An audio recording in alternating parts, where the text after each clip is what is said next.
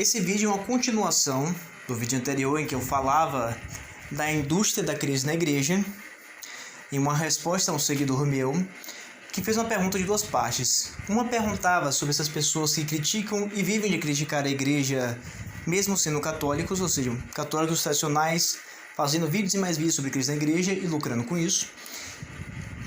E, por outro lado, nós temos uma segunda questão que eu acho que essa aí talvez seja mais vital para todos nós, que é a questão de que no centro desse debate sobre a crise da igreja há uma questão fundamental, que é a frequência na Santa Missa. Muitas pessoas frequentam missas onde se existe o abuso litúrgico, ou seja, missas que não representam adequadamente o sacrifício do nosso Senhor e Salvador Jesus Cristo. Se obedece muitas formalidades e, de fato, pode ser, juntamente com o benefício, porque participar da missa é sempre um benefício, há elementos de veneno ali no meio. Pode ter ali o que se chama de trigo envenenado. O que se diz para envenenado? Você vai na missa, recebe uma homilia em que o cara te ensina algo que é uma heresia. É possível. Houveram heresiarcas que antes eram padres, monges e por aí vai. Então por isso a gente tem que se acautelar sobre isso também. Só que o primeiro passo, eu acho, antes de falar assim, não vá para a missa, que tem um abuso litúrgico, não vá para a missa, é que eu fico preocupado um pouco sobre o que é que as pessoas estão se referindo com abuso litúrgico. Porque, obviamente, isso existe em vários graus. A maioria das pessoas não está frequentando abuso litúrgico do tipo, satanistas profanando uma Eucaristia. Na maioria dos casos, elas estão lidando com pessoas muito bem intencionadas. Ninguém vai para a igreja hoje em dia se não tiver uma boa intenção, porque a igreja não é algo da moda, entendeu? Não é uma tendênciazinha, você não vai ser julgado se não for. Na verdade, a tendência geral na sociedade é dizer o seguinte, você não precisa ir não, católico, eu não sou um católico praticante, o importante é ser feliz, não vá não. Então a pessoa que vai para a igreja está lutando já, mesmo que de maneira fraca, mesmo de maneira não tão fundamentada, contra um movimento de dessensibilização religiosa. Então provavelmente você está indo para a missa e ao seu redor tem pessoas que querem o bem, que querem coisas boas.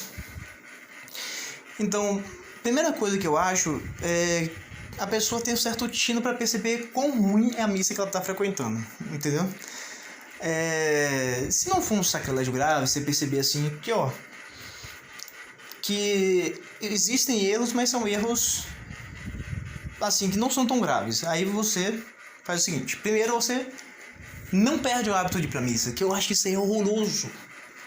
A pessoa vê demais aqueles vídeos, se torna um nerd de liturgia, aprende tudo, e de repente ele para de frequentar a Eucaristia.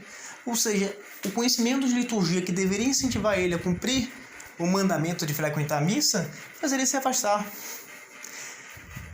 E até você retomar esse hábito é muito difícil. E mais uma coisa, isso cria uma certa preguiça na pessoa. Porque chega aquele domingo, você quer sair com os amigos, ver um futebol, aí você vê, mas por que eu não fui pra missa? Por causa que a igreja está em crise e eu não vou pra missa. Então isso meio que se alinha também com a sua preguiça e tal. Então é necessário que você crie esse hábito, não perca o hábito de ir para a missa. O segundo passo aí é ver se você não pode resolver o problema de uma maneira regular. Pense, o padre não é uma figura à parte, o padre é um ser humano. Você pode talvez conversar com o padre, isso talvez seja um abuso litúrgico, isso está correspondendo ao sacrifício de Cristo. Quem sabe o padre não está certo e você está errado. Quem sabe também o padre escuta você e não muda o comportamento, ou começa a adaptar e ensinar os fiéis aos novos comportamentos. Isso sempre é possível, não descarte a opção que da mesma forma que você foi informado que existia uma missa regular e boa, o padre também pode. Isso é um pouquinho da vida em comunidade cristã. As pessoas vão se ajudando com os benefícios da religião. Ninguém é 100% aqui. A maioria das pessoas não é santa. Seria muito legal se todo mundo fosse santo, mas vamos dizer assim que 1% é.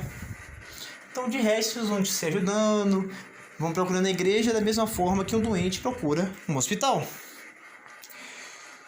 Mas aí, dito isso, dito assim, ó, vão para a missa, cumpra o mandamento, é o que Cristo quis, é algo assim que reflete aquele costume do Shabá do Antigo Testamento. Não percam esse hábito. Dito isso, não quer dizer que você deva permanecer em um lugar que não seja tão espiritualmente frutífero quanto você gostaria. Nossa alma sempre quer mais, ela tem esse sentimento de universalidade, nós queremos Deus, nossa alma clama por Deus. E quando nossa alma está clamando por um pouquinho mais da religião, nós precisamos atender ela. Nós não precisamos, não devemos negá-la. Se você quer algo tão bom como uma missa bem realizada, um Padre Santo, boas homilias, por que você não vai buscar? Então assim, você não deixa de frequentar a missa, não deixa de perder o alimento que você já tem, o trigo que você já tem. Mas você vai procurar trigo melhor em outros lugares. Você vai caçando igreja por igreja da sua cidade. Você vê assim, quais são as igrejas da minha cidade? Vamos assistir a missa em cada uma delas? Muitas vezes você vai se impressionar que na sua cidade você não conhecia, mas tem uma missa tridentina escondida em algum canto, em alguma paróquia isolada. Ou se não, mesmo que não seja tridentina, não é só a missa tridentina que é boa. Você pode ter uma missa de Novos Ordo muito bem celebrada, muito piedosamente celebrada. Então, às vezes, eu lembro que eu mesmo tive essa experiência. Eu lentamente, durante a minha conversão, eu saí do ateísmo, não sabia muito bem como funcionava o cristianismo quando me converti, só sabia que era cristianismo mesmo que eu acreditava. Aí eu procurei a igreja. Primeiro foi a igreja protestante. Aí você viu, pô, eu fiquei assim...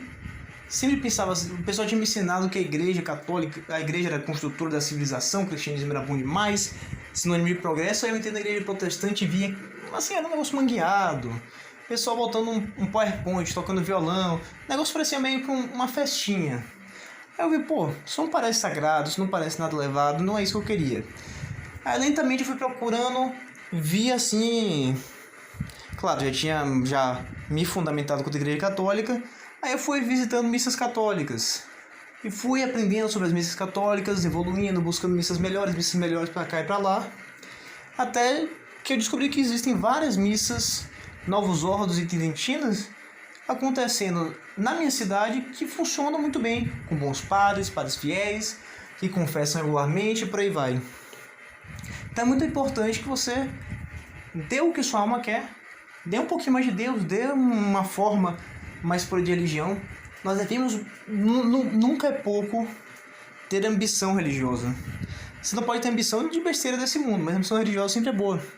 E você vai perceber que na medida que você procura esses lugares com o trigo mais limpo, você não vai só ganhar uma missa bem celebrada. Você vai encontrar amigos e oportunidades comuns de crescer na religião. Você vai encontrar a confissão regular. Você vai encontrar tantas coisas boas para você que eu acho que vale esse esforço. Então é isso que eu queria falar para vocês, esse duplo movimento. Vá para a missa, mas procure coisa melhor sempre. Sejam ambiciosos espiritualmente. Muito obrigado, era isso que eu queria dizer. Até a próxima e, se possível, curta, comente, compartilhe, se inscreva. É importante que a gente mantenha esse diálogo para eu entender o que vocês querem que eu fale sobre. Eu gosto muito que meu canal seja um pouquinho dialogal, entendeu? Então é isso aí. Muito obrigado e até a próxima.